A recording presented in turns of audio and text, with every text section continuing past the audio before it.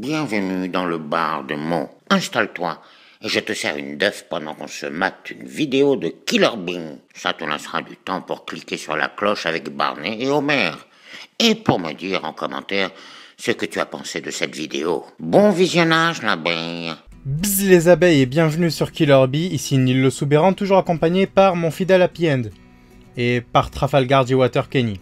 Bref, donc cette fois nous allons vous parler, on va évoquer en tout cas les 5 plus grands perturbateurs, c'est un top bien évidemment, de l'histoire de One Piece. Mais juste avant, j'aimerais vous rappeler donc que je serai à Evnos dans le Var pour les médiévales hystériques, je crois que ça s'appelle les hystériques d'Evnos, du 1er au 3 septembre. Donc je l'annonce maintenant parce qu'il me semble que la vidéo sortira pile une semaine avant ou un truc comme ça. Voilà. Donc maintenant, on va bien évidemment parler du top 5 des perturbateurs de l'histoire de One Piece, en commençant par le plus bas. Donc le numéro 5. Le numéro 5, c'est Monkey D. Dragon.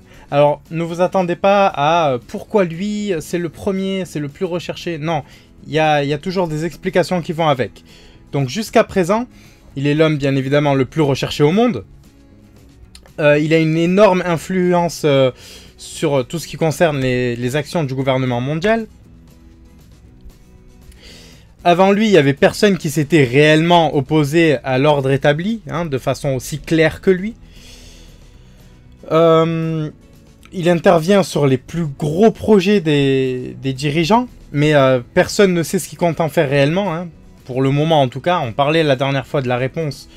Donc voilà, vous avez ce que je voulais entendre par là, ce que j'entendais par là. Je bug des fois, c'est horrible. Bref.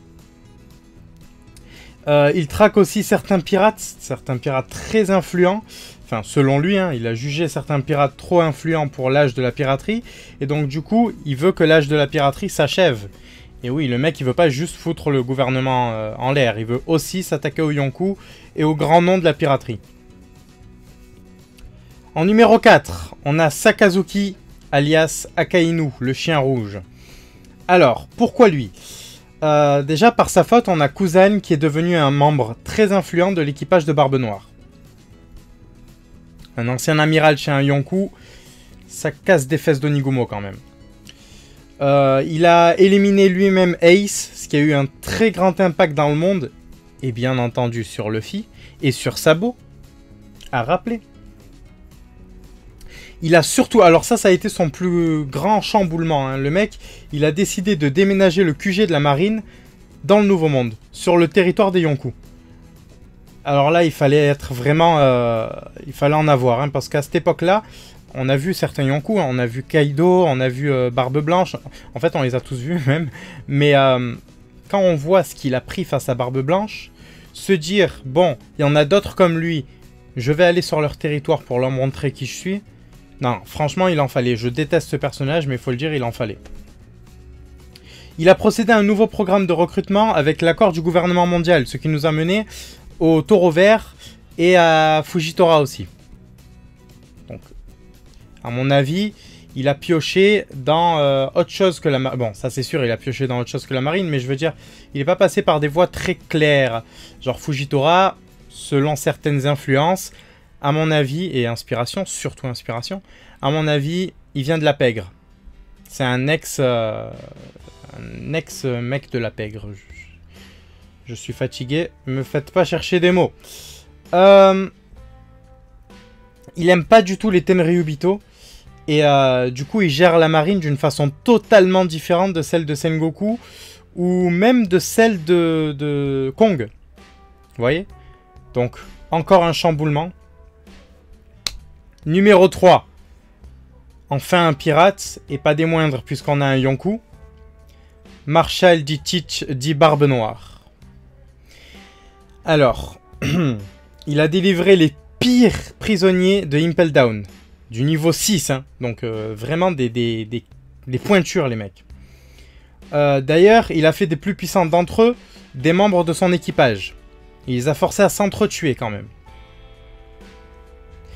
Il est connu pour avoir utilisé pendant un très court laps de temps son statut de Shishibukai.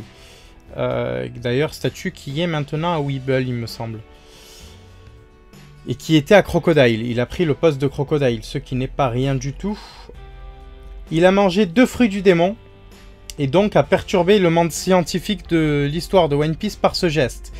Et pas que scientifique. Le commun des mortels s'est retrouvé là en mode mais quoi, il a pu manger 2 fruits, mais comment c'est possible? Et jusqu'à aujourd'hui on se pose des questions. Je réponds à ça dans la vidéo sur les dés, sur la volonté du dé. Mais jusqu'à présent on ne sait pas réellement. On se pose des questions encore sur comment il a fait.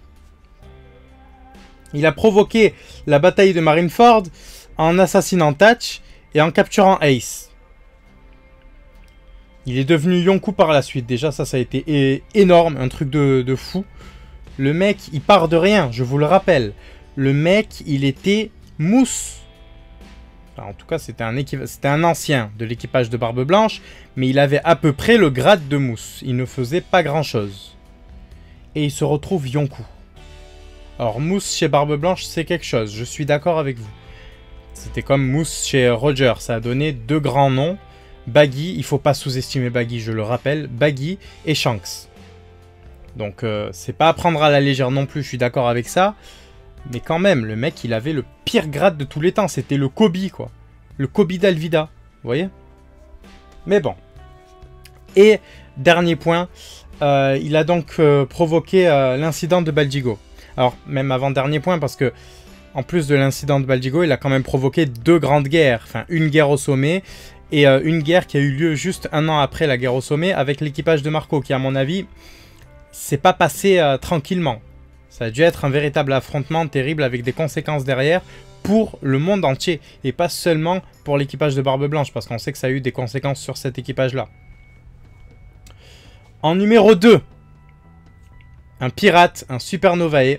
Jusqu'à présent, on a eu un révolutionnaire, un marine, un amiral en plus, un Yonkou, et là on a un supernovae, Monkey D. Luffy. Alors lui, il a mis à mal plusieurs fois le système Shichibukai, déjà pour commencer. Moria, Doflamingo, Crocodile. Alors lui, il débarque, il met les pieds dans le plat direct. Il fout les pieds dans la merde, il dit il faudra laver ça. Hop, il le lave, tu vois. Lui, c'est le Seagull du game. Il a même fait...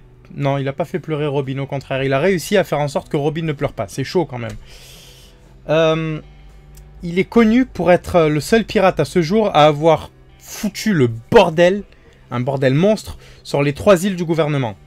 Enies Lobby, Marineford, Impel Down. Pourquoi je tapote mon doigt sur Impel Down? Parce que je pense quand même que ça a été le pire. Ça a été le moment où il a fait vraiment... Marineford, ok, il y a eu des perturbations, tout ça, mais quand même Impel Down, il a libéré tout le monde. Il a vraiment fait un bordel pas possible. Il a carrément poussé Akainu, du coup, à déménager. Et à reconsidérer, pardon, l'importance du titre de Shichibukai. Bon, c'est plus Fujitora qu'Akainu, mais c'est une idée qui germe dans plusieurs esprits, en fait. Parce que même Smoker y pense. Donc la marine se dit, Shichibukai, on n'en a plus trop besoin, vous voyez. Il a aucun sens de la hiérarchie, et il gêne les affaires des Yonkou.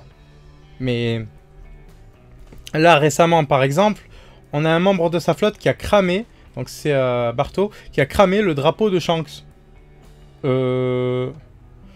Ouais, pourquoi pas, sauf que Shanks, en fait, c'est un pote de Luffy, donc voilà. Il est arrivé sur le territoire de Big Mom. Il a dit, bon, amenez-moi des DJ, on fait le bordel. Ils ont dansé comme pas possible. Il a gâché le mariage, ils ont fait une merde épouvantable.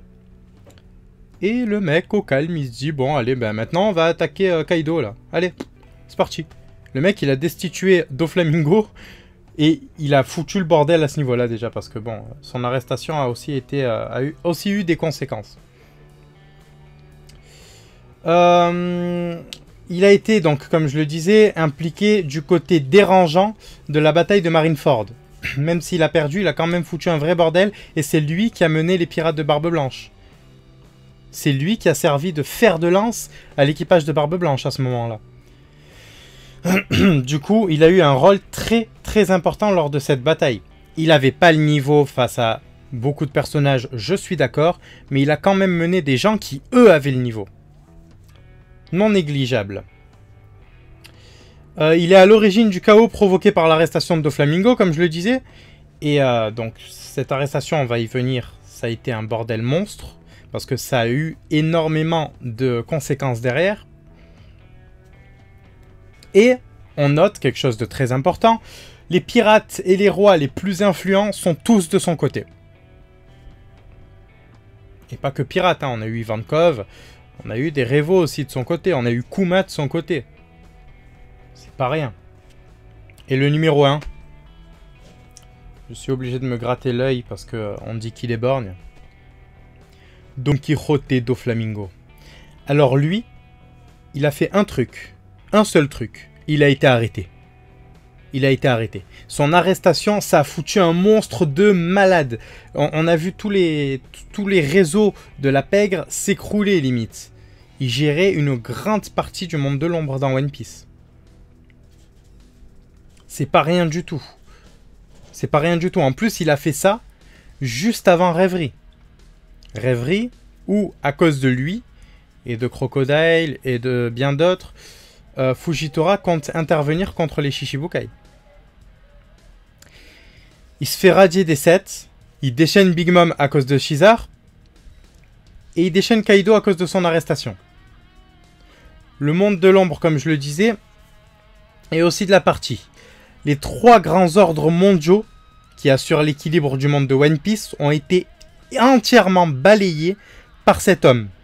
Il avait tellement de cordes, je dis bien de cordes par rapport à son fruit certes, mais aussi par rapport à ce qu'il avait. Il avait tellement de cordes en main qu'une fois son arrestation faite, tout s'est écroulé en dessous de lui. Tout. C'est comme si, hop, tu lâches le marionnettiste, la marionnette, elle tombe. Ça a été l'état du monde après son arrestation. On n'a pas eu encore toutes les conséquences, mais on sait déjà que, par exemple, certains pays sont... Certains pays qu'on a vu en guerre, par exemple, on a vu certains camps perdre. On ne savait pas si c'était le bon ou le mauvais camp, mais il a perdu parce qu'il se fournissait en armes chez lui. Le commerce de Smile, ça a été le bordel, c'était lui le commerce de Smile, et c'était lui aussi, je le rappelle, le commerce d'esclaves, sur Chabondi. Il a trempé dans beaucoup de choses très louches, et du coup, pour moi, c'est lui qui mérite la place de numéro 1 des perturbateurs de l'histoire de One Piece. Voilà, donc dites-moi ce que vous avez pensé de ce top en commentaire. N'hésitez pas à vous abonner, à nous suivre sur nos réseaux sociaux, à lâcher un pouce bleu, à partager au maximum pour que les abeilles soient de plus en plus nombreuses à bourdonner à travers le monde, à commenter, à regarder des deux côtés avant de traverser, et tout un autre tas de trucs. Voilà, bzz les abeilles, et à très vite. Si vous voulez soutenir Barbe Blanche et Luffy, abonnez-vous à Killer Bee, où c'est mon point ardent dans...